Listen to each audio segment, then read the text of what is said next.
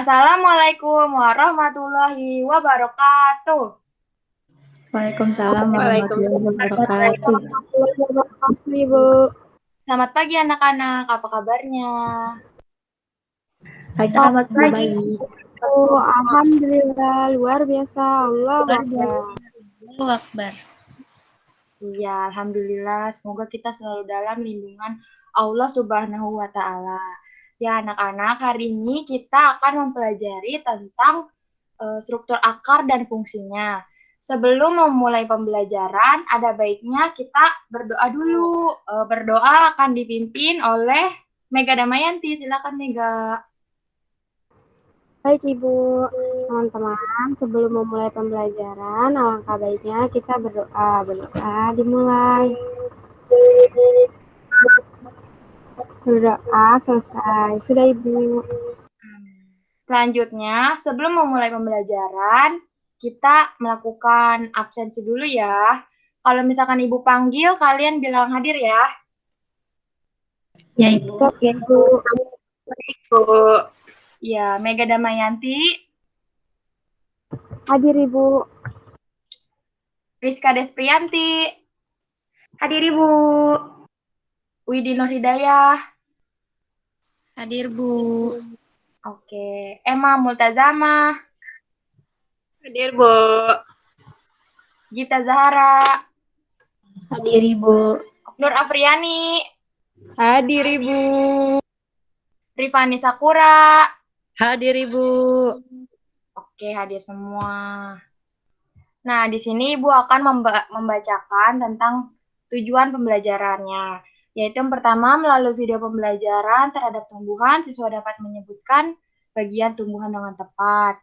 Melalui pengamatan video, siswa dapat menjelaskan fungsi akar bagi tumbuhan dengan baik dan benar. Melalui diskusi tentang akar tumbuhan, siswa dapat menyebutkan dua jenis akar tumbuhan dengan tepat. Melalui pengamatan gambar, siswa dapat menunjukkan dua jenis akar tumbuhan dengan tepat. Melalui pengamatan gambar, siswa dapat menunjukkan 3 contoh tumbuhan berakar berserabut dengan baik.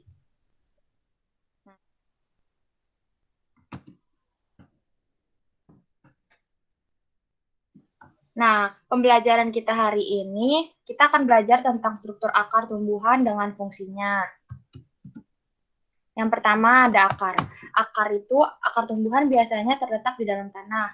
Tanpa akar, tumbuhan tidak akan bisa hidup. Akar berguna bagi tumbuhan untuk mengokohkan berdirinya tumbuhan, menyerap air, mineral, dan zat-zat makanan dari dalam tanah. Zat-zat yang diserap akar kemudian dikirim ke daun di seluruh bagian tumbuhan. Pada tanaman tertentu, akar mempunyai fungsi khusus, misalnya sebagai penyimpan cadangan makanan, seperti ketela pohon, wortel, dan lobak. Nah, struktur akar itu terbagi atas dua, yakni bagian dalam atau anatomi dan bagian luar yaitu sekunder. Struktur akar primer atau bagian dalam anatomi. Yang pertama ada jaringan epidermis. Epidermis atau kulit luar adalah lapisan akar paling luar yang tersusun dari selapis sel hidup berdinding tipis. Sel-selnya tidak berkutikula dan tidak berstoma. Sel-sel epidermis membentuk rambut akar yang berupa tonjolan-tonjolan untuk memperluas bidang penyerapan air dan garam mineral dari dalam tanah. Yang kedua yaitu korteks. Korteks atau kulit pertama adalah akar yang tersusun dari jaringan parenkim yang terdiri atas beberapa lapis sel. Sel-selnya berukuran relatif besar, berbentuk silindris, memanjang dengan posisi sejajar sumbu akar, dan memiliki banyak ruang antar sel.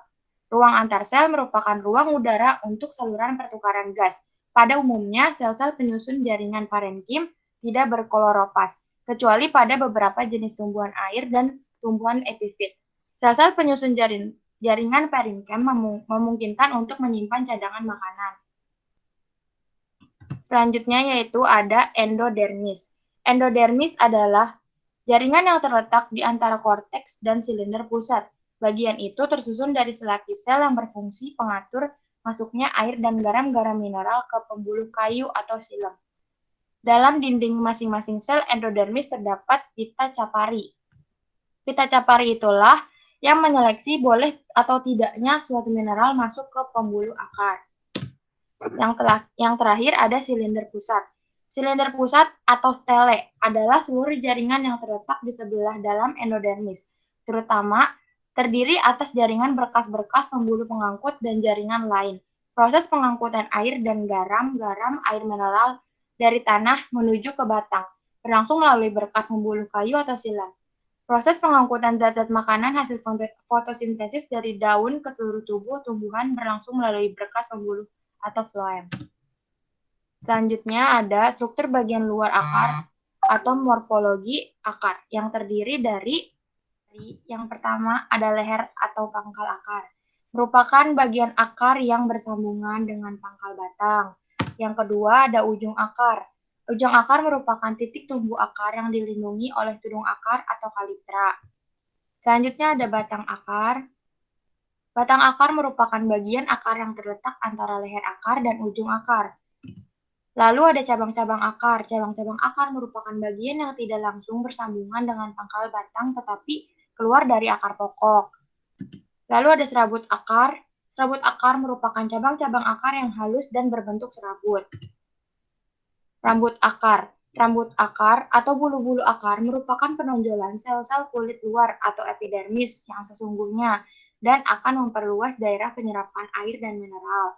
Rambut akar hanya tumbuh dekat ujung akar dan umumnya relatif pendek. Selanjutnya ada tudung akar atau kalitra. Terletak paling ujung dan berfungsi untuk melindungi akar terhadap kerusakan mekanis pada waktu menembus tanah. Nah, sistem perakaran tumbuhan itu terbagi menjadi dua. Yang pertama, ada akar serabut. Akar serabut ini terbentuk dari pertumbuhan akar liar. Ukurannya relatif kecil dan tumbuh di pangkal batang. Biasanya akar serabut dimiliki tumbuhan berkeping satu. Contoh tumbuhan berakar akar serabut yaitu padi dan kelapa. Yang kedua yaitu ada akar tunggang. Akar tunggang juga keluar dari pangkal batang. Akar tunggang terdiri atas satu akar besar yang bercabang-cabang. Cabang akar keluar dari akar tersebut.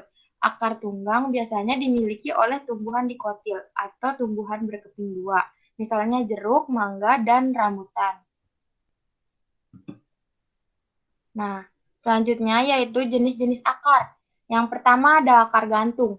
Akar gantung berfungsi sebagai pengisap udara untuk bernapas. Akar ini tumbuh pada batang atau cabang pohon. Karena itu, bagian ini menggantung di udara.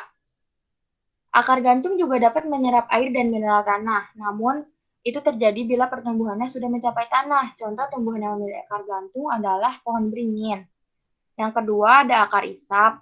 Akar isap dimiliki tumbuhan yang melekat pada tumbuhan lain. Fungsinya mengisap air dan makanan dari tumbuhan inang. Tumbuhan inang adalah tumbuhan yang ditumpangi. Contoh tumbuhan memiliki akar isap adalah benalu. Dan yang terakhir ada akar tunjang. Akar tunjang dapat menunjang atau menyangga batang agar tidak roboh. Biasanya tumbuhan ini hidup di pantai yang memiliki akar tunjang. Akar ini dapat membantu menghadapi hempasan gelombang. Akar ini tumbuh dari bagian bawah batang. Contohnya daun pandan duri, atau tumbuhan. Selanjutnya, fungsi akar pada tumbuhan, yaitu yang pertama yaitu untuk menegakkan dan memperkuat berdirinya tumbuhan. Yang kedua sebagai tempat cadangan makanan. Yang ketiga sebagai untuk menyerap air dan mineral dalam tanah. Selanjutnya untuk menyalurkan ke bagian tumbuhan yang lain. Dan yang terakhir, manusia sering memanfaatkan akar untuk memenuhi kebutuhannya. Misalnya ubi kayu dan wortel berguna sebagai sumber makanan. Ada juga akar bit yang digunakan sebagai bahan baku parfum. Sampai di sini, apakah ada yang ingin bertanya? Cukup, Bu. Cukup, Ibu. Ya, anak-anak, dari penjelasan yang Ibu jelaskan tadi, apakah ada yang ingin ditanyakan? Gita, Bu, Gita mau bertanya. Iya, Gita mau bertanya. Silahkan. Kita mau nanya contoh dari akar tunggang apa? Contoh dari akar tunggang. Terima kasih Gita atas pertanyaannya. Contoh dari akar tunggang itu misalnya akar pohon jeruk, pohon mangga, dan juga pohon rambutan. Kita punya nggak pohonnya di rumah? Nggak punya, Bu. Ya udah, untuk melengkapi pembelajaran kita hari ini, Ibu akan menampilkan video pembelajaran tentang bagian-bagian tumbuhan. Tentang struktur akarnya ya. Yang pertama yaitu akar. Akar adalah fondasi, penopang dan penyokong batang tumbuhan agar dapat berdiri dengan kokoh secara permanen. Nah, selanjutnya adalah bagian-bagian akar. Yang pertama ada tundung akar. Tundung akar adalah akar yang hidup di bagian ujung yang bernama kalitra. Fungsi kalitra adalah untuk melembabkan akar agar tidak mengalami gesekan dengan partikel tanah. Selanjutnya yaitu rambut akar. Rambut akar berbentuk berserabut dan berfungsi untuk menyerap semua air dan garam mineral yang ada di dalam tanah. Selanjutnya yaitu batang akar. Batang akar adalah batang yang terletak di tengah antara pangkal akar dan ujung akar yang akan terus tumbuh dan berkembang bercabang-cabang.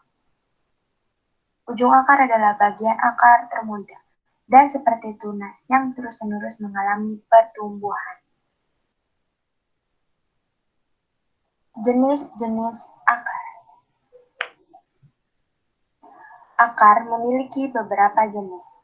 Yang pertama yaitu ada akar serabut. Akar serabut ini berbentuk seperti serabut. Yang kedua ada akar tunggang. Akar tunggang adalah akar pokok yang tumbuh ke dalam tanah dan terdapat cabang kecil di sekitarnya. Selanjutnya ada akar gantung. Akar ini tumbuh dari bagian atas batang tumbuhan dan menjulur ke arah tanah. Yang terakhir yaitu akar napas. Akar napas tumbuh dari bagian bawah batang tumbuhan, berada di dalam tanah dan sebagian muncul di atas permukaan tanah.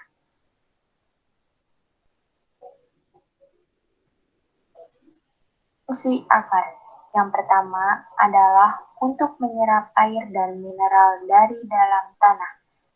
Yang kedua adalah untuk menyokong batang tumbuhan. Yang ketiga, untuk tempat respirasi atau pernapasan. Dan yang keempat adalah untuk menyimpan makan. Seperti semuanya, Ibu akan membuat kesimpulan terkait pembelajaran kita hari ini. Jadi, struktur akar itu terbagi menjadi dua. Yang pertama, struktur primer atau bagian dalam anatomi, yaitu terdiri dari epidermis, korteks, endodermis, dan juga selindir pusat. Yang kedua yaitu struktur sekunder atau bagian luar morfologi, terdiri dari leher atau pangkal akar, ujung akar, batang akar, cabang-cabang akar, serabut akar, rambut akar atau bulu-bulu akar, dan juga yang terakhir ada tudung akar. Nah, jenis-jenis akar yaitu terbagi dua menjadi akar serabut dan akar tunggang. Fungsi akar yaitu untuk menegakkan dan memperkuat berdirinya tumbuhan sebagai cadangan makanan, menyerap air dan mineral. Nah, sekian pembelajaran kita hari ini. Untuk menutup pembelajaran kita hari ini, kita berdoa dulu sebelum pembelajarannya ditutup.